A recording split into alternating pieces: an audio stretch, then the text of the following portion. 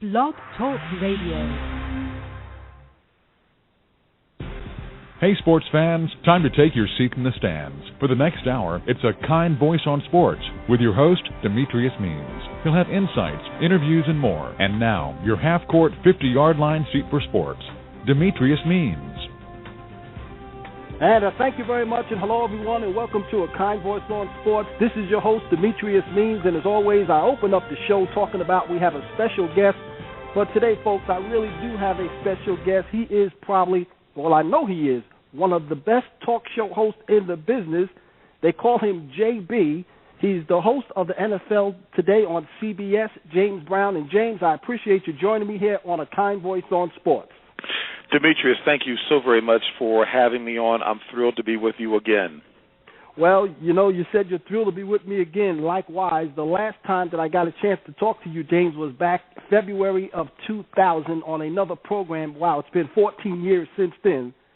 And wow, you know what now? If I had been sitting in the witness stand, I would never have thought it was that long. I know we certainly communicate, even if it's over the airways, if you will. I had no idea it took this long. It might have only been thoughts in terms of us communicating, but I wouldn't have thought this long.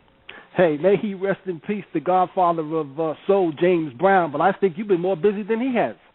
You know what? But it's all good, Demetrius. I am thrilled to be doing something that I'm passionate about, that maintains its level of excitement and enthusiasm. You know what? I'm really blessed in that regard. So even though it's a busy 6 months for sure, it's a productive 6 months, and I'm very thankful. I want to talk about your career and some of the things that you have been involved with. But the first thing I want to do, James, is I want to step back for a couple of minutes and give you an opportunity to reflect on your thoughts about Martin Luther King and what he's meant to you, and if he's been an inspiration to you. There's no question that he has been an inspiration, and that there actually is some family tie-in. My uncle and my grandfather down in Hattiesburg, Mississippi, God bless them both, were very actively involved, not only in the community from a community of faith standpoint, but also in terms of my grandfather having been a builder who built homes down there in Hattiesburg, Mississippi. He owned a baseball team that was appropriately called the Black Sox. He had a nightclub that was a part of the Chitlin circuit, if you will. But they brought Dr. Martin Luther King Jr. to Hattiesburg during the time that they were not only trying to register many of the people down there to vote, but so much of the history of the civil rights movement has been centered in the state of Mississippi, and they had him down there just probably, if I recall correctly, probably a few months before he met his untimely death, of course. So they were very, very actively involved in the NAACP there, and all that Martin Luther King stood for, nonviolence. But it was a biblically based movement where he was just showing love as being the most effective way to overcome and to change a lot of attitudes and to turn around a lot of things that weren't very loving in the way the system has been set up. So I'm certainly very mindful of that in terms of how I conduct myself as well. I know that you were around, if my calculations are correct, around 17 years old at the time of his death, so you kind of had a little bit more of a perspective in regards to having a little bit more knowledge about him than I did. I was about 9 or 10 years old at the time. Mm-hmm. And it was a painful, and it is a painful recollection, because I remember coming home from a basketball tournament with my high school basketball coach and a number of all-stars from the Washington, D.C. area, and the city was cordoned off by the National Guard because of the riots that had taken place. But that just spoke to how hurt a generation of people were, black and white, that this would be the way that Dr. King would die when his movement was all about nonviolence. It was all about showing love. It was about love conquering all. It was about everyone being together to right a wrong, period, anywhere, and that it was going to take a diverse approach to doing that, and that's what he was all about. So it was very hurtful, a very tough remembrance, to say the least, but I choose to focus on all the things that he did where he sacrificed his life. He knew towards the end that he didn't have much more time, because he spoke to that when he says, I may not get there with you. And you could see the look of concern on his face, but he was propelled forward by the rightness, if you will, of what he was doing, and the fact that so many others agreed with it as well. Going back, it must have been at least 10 years ago that I can recall. It might have been a little bit more than 10, maybe 15. I remember a celebration was going on within the country about Dr. Martin Luther King, and I remember a couple of young African-American baseball players, Major League, when they were asked the question what he meant to them, the statement was, that was then, this is now. How much has Martin Luther King, the things that he's gone through and the things that he did for civil rights, helped you as a sportscaster with what you're doing today? And let me just ask you, I want to make sure I understand that as well, too. When the baseball players were asked, when they said that was then and this is now, do you understand what they were intending to say with that? Well, it was a negative connotation. In other words, they didn't recognize Martin Luther King, the doors that he helped open up for African Americans. You know what, and I'm so sorry to hear that, because I think from my personal standpoint that's being extremely short-sighted, very myopic in terms of the view on that, because that foundation was set there, which has enabled so many of us to be able to build upon that foundation and get opportunities. And anytime someone gives their life for this effort, and if you were to stop, and I would dare say if those young men were to stop and to talk with some of the folks in their families, their uncles, their great-uncles, their grandfathers, to understand and feel the depth of what Martin Luther King and the movement of so many across faiths, across the races, meant, that they would have a much better appreciation. There's no way that you can separate yourself from that and to be as apathetic or callous about that, because it was significant. And though things may not be as blatant as they were back then, there's still a number of things systemically that are there that yet to be overcome. But the opportunities that we all have are as a result of people like Dr. Martin Luther King Jr., period. And I would hope that people would certainly revere what those who have come before us did. And he, Dr. King, just represented, hundreds of thousands of others who persevered, and many who gave their lives and suffered for that. So there ought to be a much more loving understanding and appreciation of that, period. And obviously, the work that he has done made many opportunities available to African Americans, and not just African Americans, but for many people. You graduated from Harvard in 1973. You got a degree in government. Why aren't you in Washington helping them out? I'm sure that there are many in my family who may still be asking that question all these many years later. And let me tie in my answer with that, because I know I didn't answer specifically your question about Dr. King's efforts and how that influenced what I'm doing in the world of sports broadcasting, and also augmenting that now with some responsibilities with CBS News. The bottom line is, I always want to, and this really ties in with what my mother and father, God bless them, instilled in us as well, and certainly from the foundation. And I don't run from this at all in terms of that faith foundation that is there, that I just try to make certain, Demetrius, that I pursue and give with excellence everything that I do. There are a number of things that certainly impacted that. You mentioned, why am I not in Washington or engaged? I had actually thought that I was going to be an attorney, and then at one point I thought maybe that I would become an entrepreneur as a businessman, with that degree as well. But it's interesting because sports is so ingrained in me. I grew up playing team sports, specifically basketball. It afforded me a number of opportunities, and certainly an opportunity to use that as a springboard to get an excellent education at Harvard, and to be blessed to be recruited by so many schools. So I'm very thankful, but I think with that as well, too, that there's a responsibility to pursue with excellence all that you do. One, I recognize when I was an athlete, even more so, many athletes may say, well, hey, we're not role models, but I would respectfully disagree with that. They are role models, whether they want to be or not, because people in highly visible positions do influence so many others. so it is a responsibility, whether they want it or not. The question is, what kind of role model are they going to be? Because young people will follow what they do, will try to speak like them and act like them, to emulate them. So it's important, I think, how you carry yourself, and that hopefully it will be as a productive, contributing member of society and using the God-given talent that you have for the good of the whole. So I try to make sure that every time out I'm doing it with excellence, thoroughly. I know one of the seminal moments for me was when I was cut by the Atlanta Hawks and didn't make the team, and I oftentimes reference that because when I looked myself in the mirror to understand why I didn't make it when I had absolutely the talent to be able to play professional basketball, which was my dream and my aim as a young person, I realized that I didn't work as hard to stay on top as I did to get to the top. And that influenced my work ethic, where I committed to myself that I would never, ever allow an opportunity that I wanted to pursue badly. I would not let it pass me by without being properly prepared to capitalize, to maximize on that opportunity. And that's kind of what's driven me ever since. So with being cut with the Atlanta Hawks, was that something that drove you to be the person that you are today?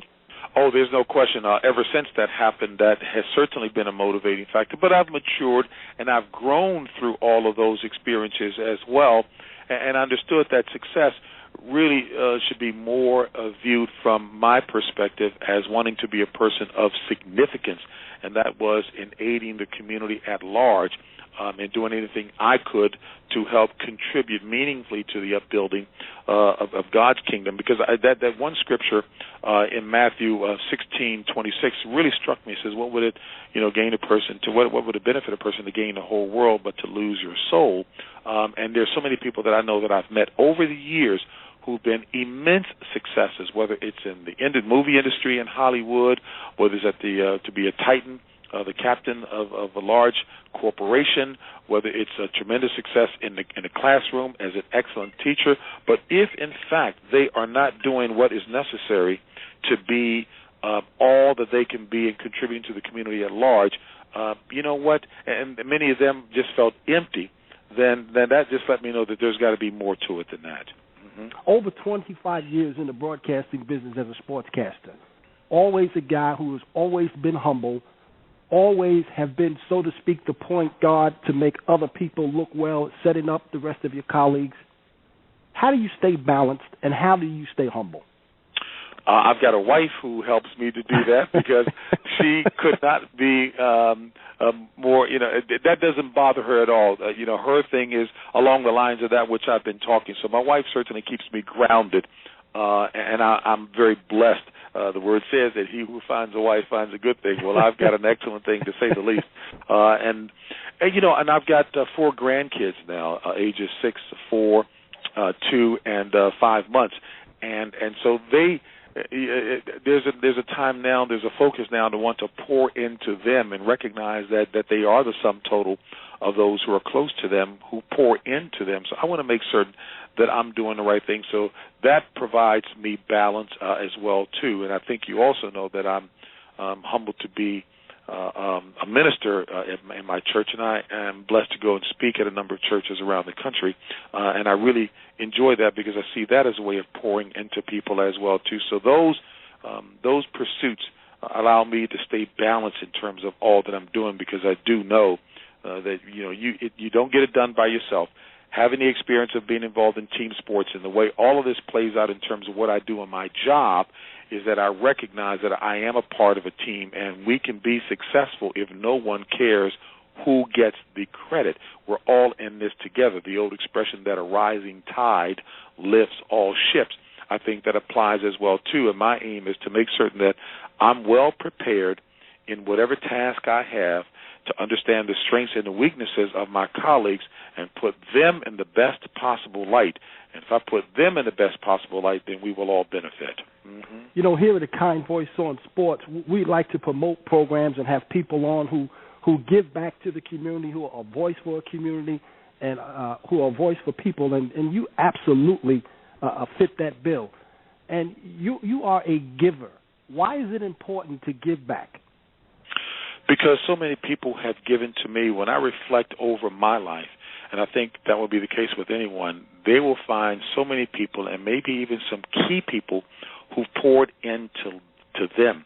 And many of those people really gauged how successful a life they've lived by the measure of what they've given to others to attain what their dreams are. And I've had that, and it starts with my mother and my father, who had high school degrees, high school educations, high school diploma, but I love to say that they had PhDs in common sense, PhDs in drive and determination, and wanting their children, their 5 children, to live a better life and to accomplish things that they were desiring to do even more so than they did. So those are the prime examples that I've had. Now, I've had other people along the way to pour into me for sure. I'm blessed to be very good friends with Coach Tony Dungy, the Super Bowl winning coach formerly of the Indianapolis Colts, and he's been a wonderful, wonderful person who's poured into my life, and I pray likewise into him. But it starts with my mother and father, no question. You've had a wonderful career. 1985, 1986, college basketball analyst on CBS. 1987 to 1990, you did NBA sideline reporter for CBS.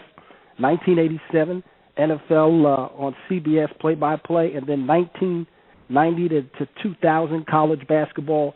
Now, you went to Fox from 1994 up until 2006.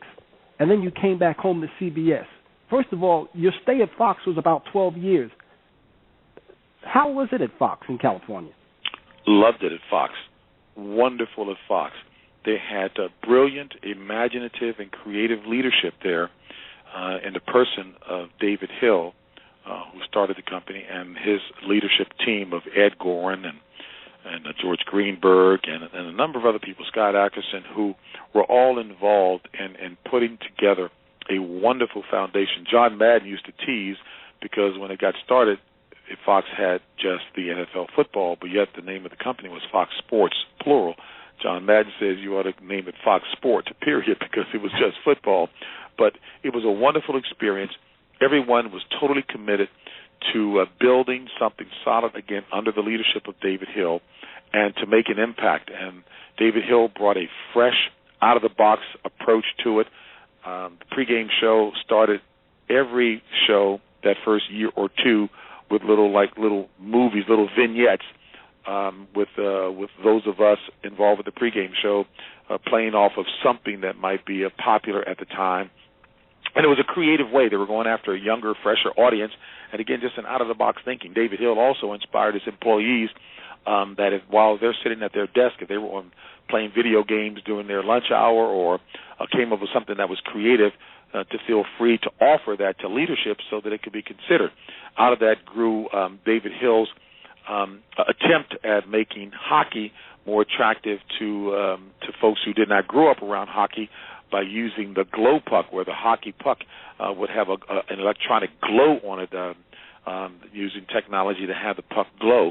It did not work. It was panned by those who grew up around the sport, but it was his attempt to make the sport more interesting to Americans who didn't grow up around hockey, because he found through research, many people say one of the toughest things for them in watching hockey was following the puck. So that was his attempt to do that. Some things didn't work. That which did work, he was the first to bring that continuous score and clock up in the corner of the screen when watching football. And many people pan that, but now everybody does that. So that was something they did, very innovative. So those are examples of what he brought to the table. And also being situated in Hollywood on the Fox movie lot just gave us kind of a different verve and different drive and excitement associated with it. So all of that worked well for us, and it was a wonderful experience. And that crew that I first worked with Jimmy Johnson and Terry Bradshaw and Howie Long, it was just an awesome start, very team-oriented, very unselfish, and, hey, look, they've been a juggernaut ever since. Well, now, you worked with Fox from 94 to 2006, the Fox NFL show. Now you're with CBS, NFL or CBS on Sports Today, and you have a new crew. You have Dan Marino, Shannon Sharpe, Boomer Esiason, Bill Cowher. Is it competition between the Fox NFL network now?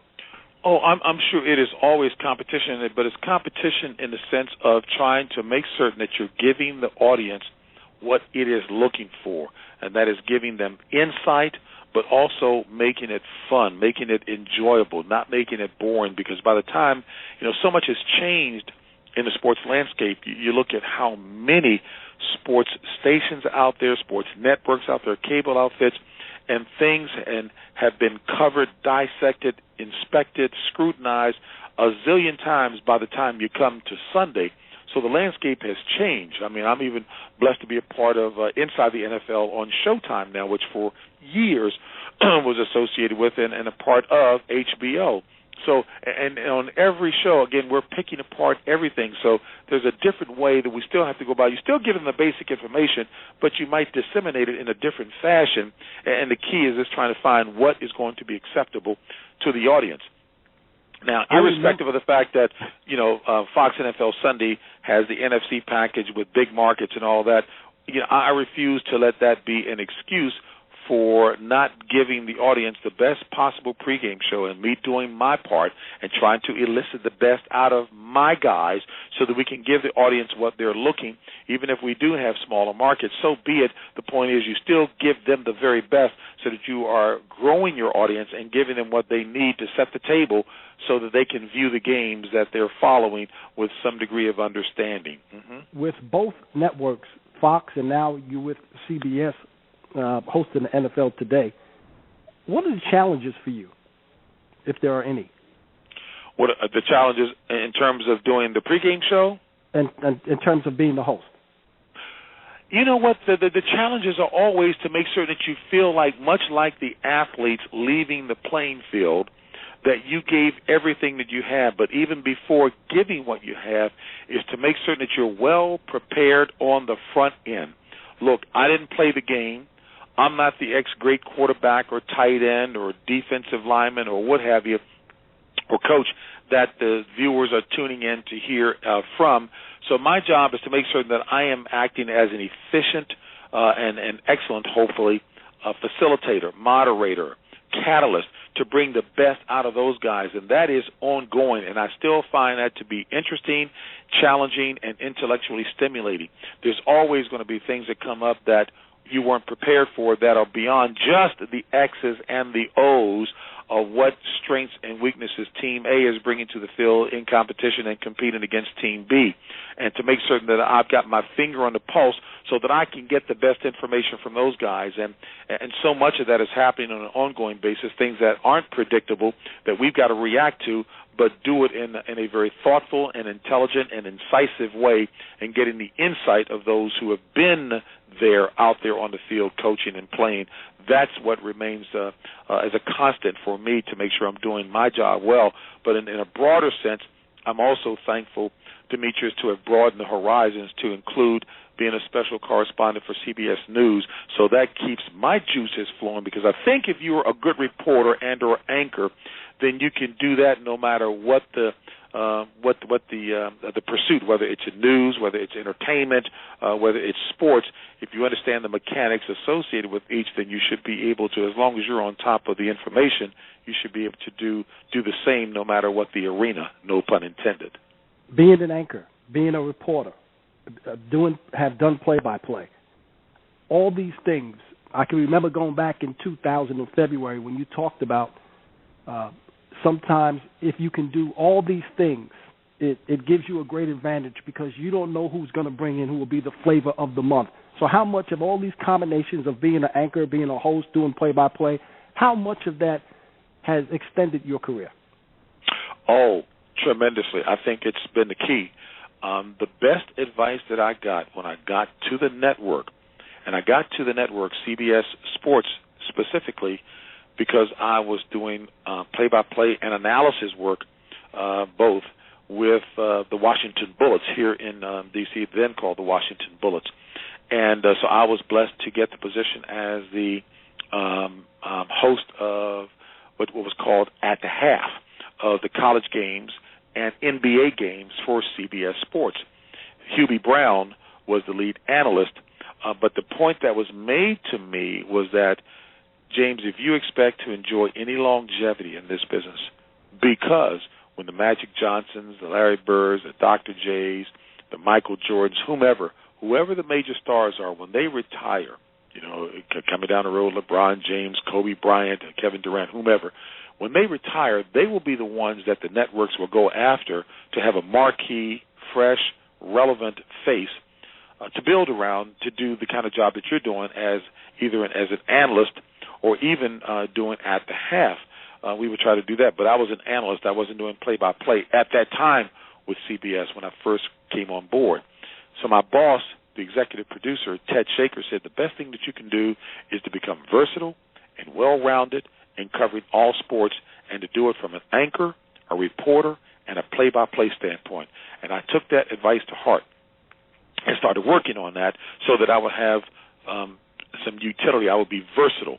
So I've always had a free agent's mentality because, I didn't come in there with a big name. I wasn't a nationally recognized NBA player or NFL player. So I have to work hard at that, and I've never lost sight of that. Again, going back to that moment when I was cut by the Atlanta Hawks, I was not going to let this opportunity pass me by because I was ill-prepared. I didn't pay the price. I didn't study to get as much grounding as I could to do that. And heavens, I hadn't done football before, and so they gave me an opportunity to do NFL football. And my first game doing football, I remember they were telling me just to keep it clean. The game was only going to a small audience at the time. It might have been like the local Piggly Wiggly or 7-Eleven store. That was it. And I remember getting into the second half and getting a little complacent, thinking I've got this down pat. And I mentioned that this running back for the Tampa Bay Buccaneers, when he got the handoff, he ran through the 40, ran for the 45, ran to the 50. Got to the 55, finally tackled at the 65-yard line, and my producer yells in my ear, "There's no such thing as a 65-yard line. Go to commercial break." And we went to commercial, and I was so shook up, I looked up at the stadium clock, not realizing that the clock was wrong, and I said, well, with 8 minutes and 99 seconds left in the third period of play, we'll be right back. So, talk about compounding the mistake, but I was able to overcome those things. Thank goodness they bore with me because they saw some talent. But those are the things that I've had to overcome in growing. And even doing hockey, I've never done hockey before. Didn't know anything about the sport, but I hosted the hockey show at Fox. So the point is the willingness to take on something new, to study, to be prepared, and to break further ground. Mm-hmm. Obviously, it has all paid off because you gained a number of awards. But we're going to have to take a quick 30-second break. You're listening to A Kind Voice on Sports with your host, Demetrius Means. I am talking with James Brown, the host of the NFL Today on CBS. We'll take a 30-second break. We'll come back with more of James Brown right after we pause for the cause. A Kind Voice is a call-in line that lives upstream from depression hotlines. You don't need to be experiencing a crisis to call us. Our volunteers take calls on a book you read, a movie or game you saw, or just about anything you'd like to discuss. Call 800-876-2399 to speak with a Kind Voice. Our volunteers aren't professional counselors. They're kind voices who are here for you. Call 800-876-2399 or visit us at akindvoice.org. When you call A Kind Voice, here's a montage of some of the volunteers you'll get to talk with. Hey, how you doing, Marianne? Hi, guys. Good to talk to you. A Kind Voice has provided space for people to talk and communicate and chat on anything from personal situations to movies, music, travel, news. So it encompasses a wide variety of topics. As we were talking about the Eagles and abilities, and it was so natural. It was just sort of like all of my stress went away, and I got lost in a conversation about something that felt like home. Just a kind voice in that time of need. Or just to chit-chat about things that, you may not have in common with your mom or your dad or your sister or your brother or even a best friend. To be able to talk with someone that possibly you've been feeling that they don't get me. A kind voice is here for that, and that's what my voice. I feel that I've connected with so many people. We as volunteers get to know each other as kind voices as well. I just want to do something nice. It can be my fuel. And at the end of the day, if I have impacted someone's life in a positive way because of my voice, then that's great. That's what A Kind Voice is here for. You seem like such an inspirational woman, and I hope that we can speak again soon. I hope so, too. A Kind Voice Radio. And we welcome you back to A Kind Voice on Sports. This is your host, Demetrius Means. I am talking with James Brown, the host of the NFL Today on CBS. James, we talked about how you've done so many different positions. You won 3 Emmy Awards for Outstanding Studio Host for the NFL Today in 2007. You also won an award on Fox in 1998 and 1999. You won the Dick Schaap Memorial Award for Media Excellence in 2009. 2010, you were named the best studio host by Sports Illustrated. With all of these awards that you won, obviously you have done a fantastic job. Which one means the most to you? Wow. You know what? There's nothing that certainly can probably match the feeling of getting your first Emmy. And especially when I add to that the fact that I was at Fox working with superstars. Terry Bradshaw was and still is the star of the show. I had also another Hall of Famer in addition to Terry Bradshaw in Howie Long, who has become a major star. And I had Jimmy Johnson, a 2-time Super Bowl winning coach. So to be recognized for the efforts as basically the facilitator, and how I would like to think that they saw that it was not about ego, that it was about me making sure that those guys, they shone brightly. That meant a lot to me. But having said that, it is the sum total of the recognition because each carries an awful lot. Pat Summerall meant an awful lot to me as the best in the business at play-by-play, who subordinated his own personality, if you will, to that of John Madden, perhaps the all-time greatest analyst, certainly in football, and maybe one of the all-time great analysts, period. But Pat Summerall was always selfless in terms of setting up John to make sure that the broadcast was good. Dick Schaap, I mean, you know what he meant and represented to it. So the sum total of all those things are very, very humbling indeed.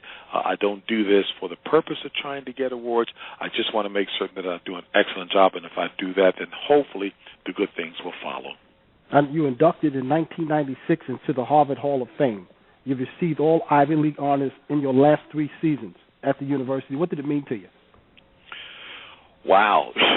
That's pretty significant as well, too, because, to follow my mother and father's dream of going to the best possible school that I could meant an awful lot. And it also means a lot because, Demetrius, quite frankly, we didn't reach our full potential as a basketball team at Harvard. And I take major responsibility for that as well, too, because those are, look, the excuse is those were socially and politically difficult times during the Vietnam War, all kinds of demonstrations by, various groups demonstrating for political reasons and the like and impacting campus activity. But all those things are excuses. The fact of the matter is you still work and persevere through all of that. So to still be recognized for having given my best during that time is very, very rewarding and humbling as well, too. But it's kind of a mixed feeling because, again, we had so much talent on that team. We were rated as the second best freshman team. This is a time when freshmen could not play on the varsity team at the collegiate level. We had the second best freshman team in the country, and going into my sophomore year, we were preseason rated like number 10 or number 11 in the country, but we never really fully realized our potential, and that's hurtful. That I feel badly about. You have obviously stayed in great shape over the years. You look as well as always when I have seen you on TV. In fact, you were named in 2009 the community ambassador for AARP. How does a young guy like you get named the ambassador for AARP? Hey, that first of all, my boys, if they were hearing this, they would say, JB staying in shape. What kind of Spanx is he wearing to keep it in? This is a constant battle for me. And in terms of the work that I do excitedly for AARP in a number of arenas is a real tribute personally to my mom. My mom had diabetes, and she passed from the complications and the ravages of diabetes. But I know that she was a card-carrying member of AARP and read a lot of the magazine material as it related to living a healthy life as much as possible. So there's a personal connection there. So when I was approached, while I was resistant at first, and I must admit that my colleague and good friend Monica Hawkins, who's a church member, was trying to convince me to do. I'm like, no, what? Hey, come on, give me a break, But they are a wonderful organization with excellent leadership, and Mr. Addison Barry Rand, and there's a personal connection there because I worked for him at Xerox many years ago. He was a senior executive, quite the success in corporate America. I'm really thrilled because of the opportunity to impact so many seniors around the country and motivate and encourage communities of young people to get engaged with their seniors to make certain that they're living quality and healthy lives. It could be something as simple as going over to cut their grass and empty the trash or what have you. But seniors also bring a lot of talent to the table that goes underutilized. Many may be retired teachers who may, say, be math teachers who can help with preparing income taxes in the area, et cetera. So there's an awful lot of talent and resources there, and we aren't a society here in America that reveres its seniors as much as, say, in other countries, like over in the Orient, if you will, and we ought to revere our seniors, and there's an awful lot of talent, and many are not retiring. Those who are 55 plus are still working. They're not thinking of retiring. They're moving into second careers, and many pursuing what has been their passion all along but did not get a chance to do it. And I'm sure you've heard that the definition of doing something that is really enjoyable is if you do something that you're passionate about and love it and you happen to get paid for it. I mean, that's the best of all worlds, but there's some significance in being able to give back. Mm-hmm. May 2006, you became a minority owner of the Washington Nationals baseball team. What has that experience been for you? What has that experience been like for you, especially knowing the fact that there aren't that many African Americans who own teams in professional sports? Well, I always tease and say I wish I had enough substance to have been able to contribute very significantly to that effort, but I'm very thankful that the ownership, the learners, got me involved. One, baseball was my first love. That's the sport that I played. I played CYO baseball, and as a result of hitting home runs during the playoffs, I got an opportunity to come to the attention of the great basketball coach Morgan Wooten at DeMatha High School, who's in the Basketball Hall of Fame, and I wound up playing basketball and never picked up a baseball bat after that. So baseball was in my blood. Two, I know about my father and my uncle. They wanted me to play baseball. They always thought that I was going to be a great pitcher. Three, the stadium is built, the Nationals Park is about 5 blocks from where I was born over in Southeast D.C. 5, I know there was a move afoot to try to get minorities more interested again in baseball, so certainly given my passion and love for it, I didn't have a problem with that at all. And we've got a team now that is a competitive one that is in the running year in and year out over the last few years, and that's a good feeling as well. So for all those reasons and more, I'm thrilled to be involved with baseball again. And heavens, look, my grandfather, I told you about, it's another reason that he had a baseball team down in Hattiesburg, Mississippi called the Black Sox, and all the old Negro leaguers used to go through there. I mean, Cool Papa Bell, Mudcat Grant, you name them. So many of the folks have gone through there. He knew them all. I used to sit and listen to my grandfather regale me with stories about the great Satchel Paige and the pitches that he had, especially the hesitation pitch. So there's a deep history there as well, too, and I'm glad to be associated. And I know you're proud of to be the co-founder and principal of the Brown Technology Group, a certified minority owner and operated informational technology company. I know you're real proud about that. Absolutely. When I didn't make it with the Atlanta Hawks, the job that I got after about 6 months of working in local government was with the Xerox Corporation. The high-tech machine back then was the Xerox machine, but I enjoyed sales. That gave me the closest thrill, if you will, to playing sports. So to be able to launch a small business, we're a little more than 5 years old. My brother Terrence Brown is the chief operating officer. Our CEO has been Reggie Brown, no relationship to us, but brings tremendous corporate experience to the table. So we're very actively engaged in partnering with large companies in pursuit of government contracts. Right now, heavily concentrated in staff augmentation, but looking to move up the ladder in terms of the things that we're doing. And we're very pleased that for 3-4 consecutive years, we got what was called, or what is called, the Best of Chantilly Award in Chantilly, Virginia, as voted on by not only customers but also business partners as one of the best in the area as a company that delivers excellence, and we could not be happier. James, with over 25 years as a sportscaster, how much longer do you think you will stay in that role?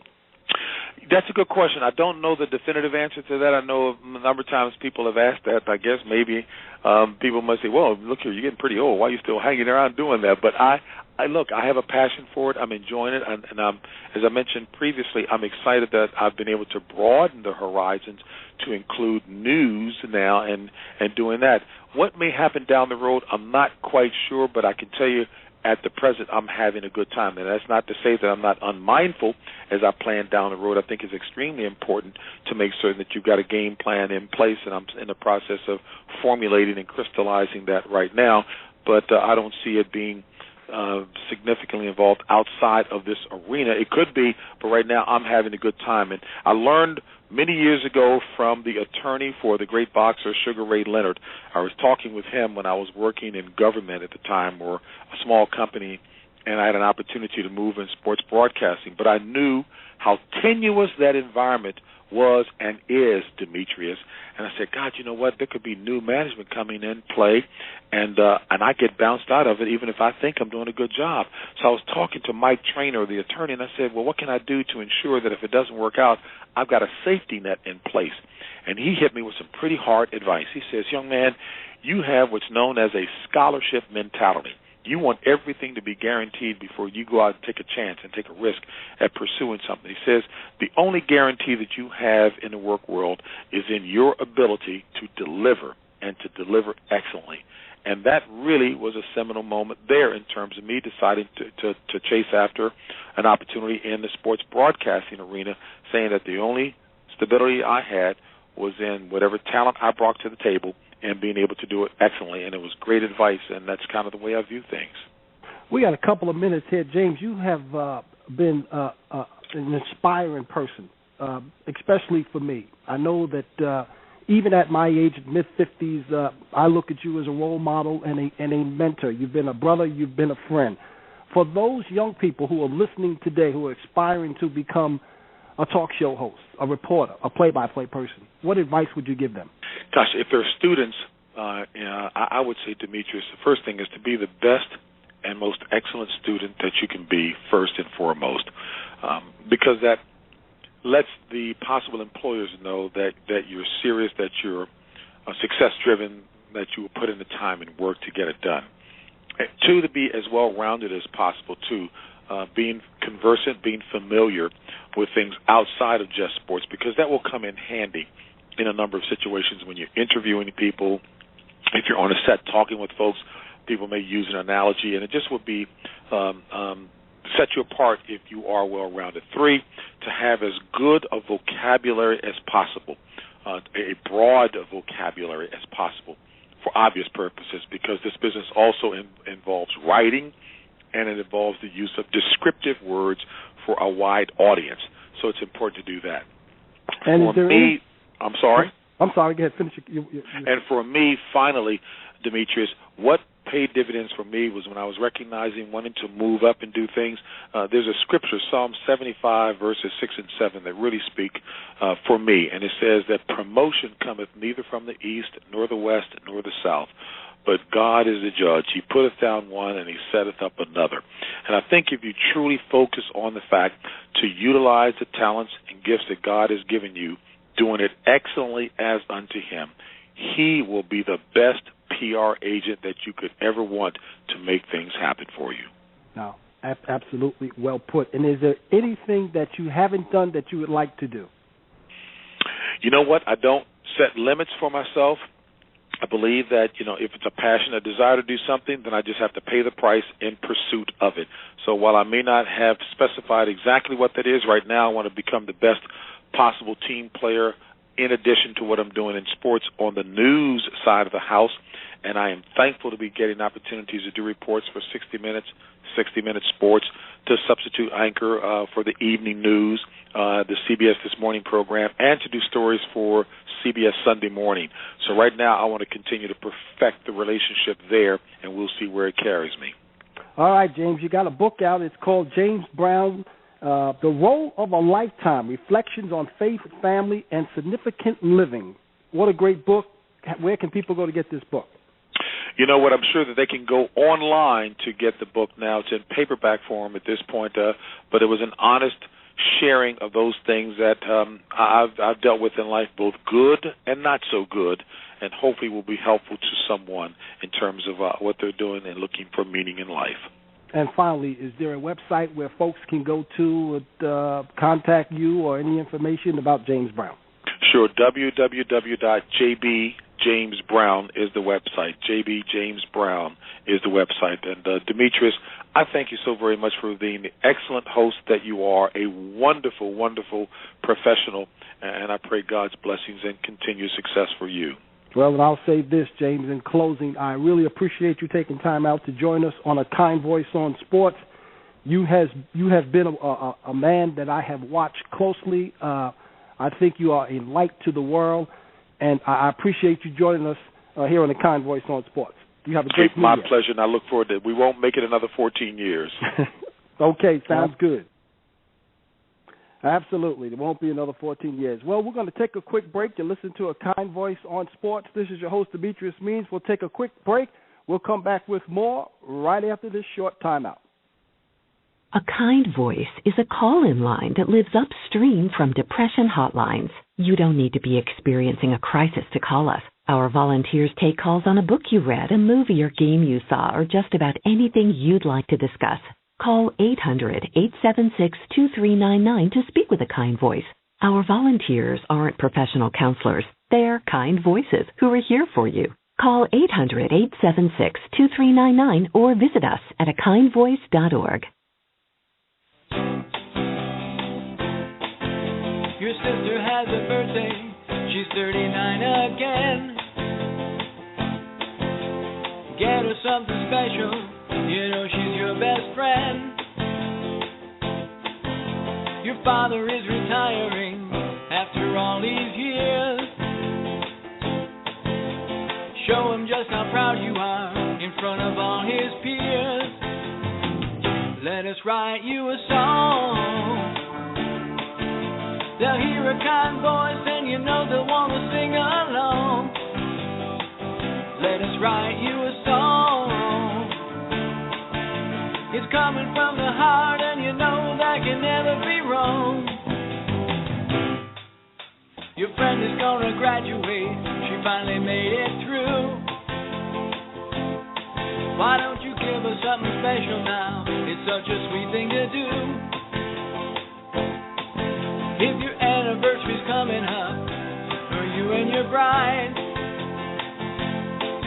let her know what it means to you to have her there by your side. Let us write you a song. They'll hear a kind voice and you know they want to sing along. Let us write you a song. It's coming from the heart and you know that can never be wrong. Be it a birth or birthday, a wedding or wedding anniversary, to celebrate a coworker's years of service or to honor a dear friend, we'll create the perfect song for your special person or occasion. For more information, please visit the Song Request tab at akindvoice.org or call us at 800-876-2399, extension 99, and we'll get started. Let us write you a song. They'll hear a kind voice and you know they'll want to sing along. Let us write you a song. It's coming from the heart and you know that can never be wrong. Let us write you a song.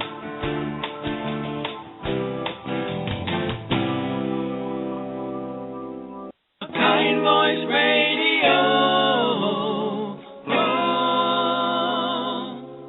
And thank you very much, and welcome back to A Kind Voice on Sports. This is your host, Demetrius Means. I want to give another quick shout-out to James Brown from CBS Sports for joining me. James Brown, once again, the host of the NFL Today on CBS. I know we have a phone call. We'll take that call in just a moment. I am joined by the founder and program director of A Kind Voice on Sports. I know he's got a couple of questions, Mr. Dave Levins. And, Dave, come on and roll with it.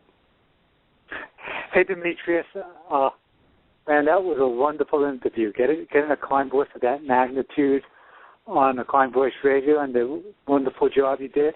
Thank you so much. I appreciate it. Oh, well, thank you. James Brown is the type of guy that you want on your shows. He is definitely a man with a kind voice. He does so many things in the community.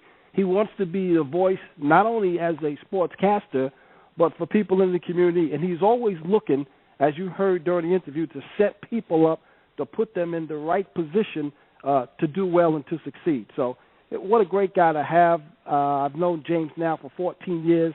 Our relationship continues to grow, and what a pleasure it was to have him on the show, Dave. How has he inspired you personally? Well, first of all, you don't see that many African Americans primetime on TV. And he has been a guy who I've always liked because he's always been very professional. He handles his business very well, and I love the way he sets people up. Oftentimes when you're in certain positions, like in a host position, some people would think that it's all about them. With James Brown, it's never about him. He is always looking to set people up, put them in the right positions to shine. And you know what? Even though he does that, he still manages to shine because that's the professional he is. So, I've been in radio now for 17 years as a talk show host and a basketball analyst, but every day I'm learning, and he's the guy that just inspires me because not only he does well on TV, but he's a guy with great character, even when he's not in the studio. Yeah, that really comes through on television. His character comes right out of the television. What do you see as some of the highlights of the things that he shared with us today? Well, of course, first and foremost, about setting people up to make people look good. I mean, you can't say that enough. That's what a kind voice is about. We want to be a voice for people. This show, the sports show that I do here, is not just for your typical athlete. It's not just about talking about somebody's accolades. It's about also how you give back and how you're being a voice in the community and also in what you're doing. So from that aspect, he's a role model. And I mentioned that during the interview. He's a role model. And, I'm very fond of him. He's been a good friend over the years. We may not haven't gotten together as much as I would like because of his schedule. You know what? It all works out in the end. So he's one of the best in the business. And I think we have a line. Caller, who are you and where you calling from? Hey, Demetrius, this is Phil. I'm calling from Wake, Virginia, out in Middlesex Phil, how County. are you? I'm good. How are you? That was a great interview with James Brown. I really enjoyed that. Well, thanks a lot. I just had a question for you. I know you're a New York Knicks fan, and I know they're not doing that well this year. But my question is, do you think that they should trade Carmelo Anthony and see what they can salvage of their season by trading him and getting some other players? And I'll just listen to your answer off the air. Thanks. Well, thanks for calling, Phil. I appreciate the call. The one thing, first of all, I never was in agreement with the New York Knicks getting Carmelo Anthony. I was always against that trade, and for two reasons. One, I've always felt that Carmelo was a little bit selfish, and two is they went through all that problem of having cap money when they could have gone out and got at least 3 to 4 more players to build that team. Because now they've wasted all that money and they can't even pick up any more players. And guess what? Carmelo has already announced and made a decision that he's leaving New York at the end of the year. So now the Knicks look pretty simple. And I don't know what they're going to do now. They have no more money. They have no more cap money because they spent all that money on Carmelo Anthony. So the Knicks are going right back into the closet where they were. So it's going to be a tough road for the New York Knicks. So I guess your question is, should they trade him? Why not? You might as well trade him now and see exactly what you can get. So appreciate the phone call, Phil, and appreciate you tuning in and listening to a kind voice on sports. Hey, folks, we want to remind you that if something that you heard tonight during this show or any other show on a kind voice, hey, don't hesitate. Give us a call at 1-800-876-2399, 7 days a week from 9 a.m. to 10 p.m. Eastern Standard Time, and we'll be happy to discuss this show or whatever topic is on your mind. And if you want to be part of this show this evening with me right now or every Thursday, you can give me a call at area code 347-850-8907. Don't stall. Give me a call. Pick up the phone. You don't have to be alone. You can be part of the program. And, Dave, you got a chance to hear what James Brown had to say, and he has indicated that before we went on the air that this is the type of program that he also likes to be involved in. Was there anything that he said that stood out to you when you were listening? His intelligence and the authentic way he said things, and how shaped he was by that loss when he lost his position with the Atlanta Hawks, that he would not allow that to happen again, that he learned from his error that he wasn't as good as he could be, and going forward he was going to be as good as he can be at everything, and that just comes through so clearly on the air. Right. And obviously he's a bright guy because he's a graduate of Harvard, and he did receive he was inducted into the Harvard University Hall of Fame in 1996. I mean, you couldn't be more happy about that if you're James Brown. And he indicated that earlier in his career he thought about also becoming a lawyer. So he had a combination of things that he could have done, and got his degree in government. So the way Washington sometimes can be out of control, James Brown seems to have that kind voice that could probably go into Washington, Dave, and settle things down, hopefully, if he wanted to go that route. Sure. I could see him moderating a presidential debate. Absolutely. I mean, he would do it such good humor. It would be fun. I mean, he could keep Terry Bradshaw and Howie Long focused. The presidential candidate should be no problem. Absolutely. And talking about Terry Bradshaw, it's in the works to get Terry Bradshaw on A Kind Voice on Sports. For those who remember Terry Bradshaw, he was drafted by the Pittsburgh Steelers back in 1970. He was the number one draft pick, and now he is the host over at the Fox show of the NFL on Today. Many people don't know that Terry Bradshaw suffered from depression, and James Brown was a good friend who extended a hand to Terry, and Terry is doing well. In fact, he just did a conference in Newport News, Virginia last month, also promoting his book and also explaining and helping people who also are fighting depression and how he was able to get through that. So hopefully in the near future we will have Terry Bradshaw on A Kind Voice on Sports, and what a voice that also will be to come on this show. Well, that'd be great. Hey, folks. Yeah, absolutely. Hey, folks, it's that time, and we appreciate you listening in to A Kind Voice on Sports. Once again, we want to thank James Brown for coming on. What a wonderful job he did. Also want to thank Dave Levins, the owner, program director, and engineer tonight for A Kind Voice on Sports. Remember, you too can be part of the show. All you have to do is tune in next week every Thursday at 7 p.m., and if you'd like to be part of the show, just give us a call. Don't stall. Until next time, take care of yourself, because I'd rather be talking to you, not about you. For James Brown and Dave Levins, this is Demetrius Means saying take care, and we'll see you next time. You've been listening to A Kind Voice on Sports.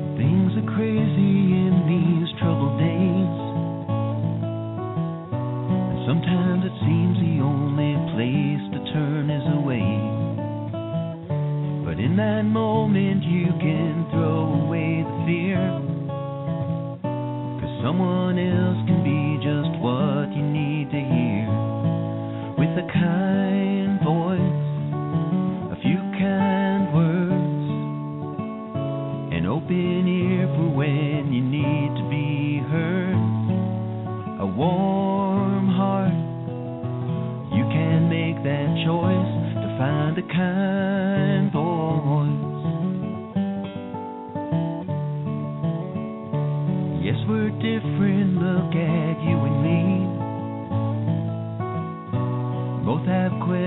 both have answers, both have needs. And though most likely we will often disagree, we can just keep talking, maybe find that we can be a kind voice, a few kind words, an open ear for when you need to be heard, a warm heart. We can make that choice to be a kind voice. There's nothing wrong with reaching out when you need. I'll be there for you, and maybe you can be for me. With a kind voice, a few kind words, an open ear for when you need to be heard, a warm heart. We can make that choice to be a kind voice, a few kind words, an open ear for when you need to be heard, a warm heart. We can make that choice to be a kind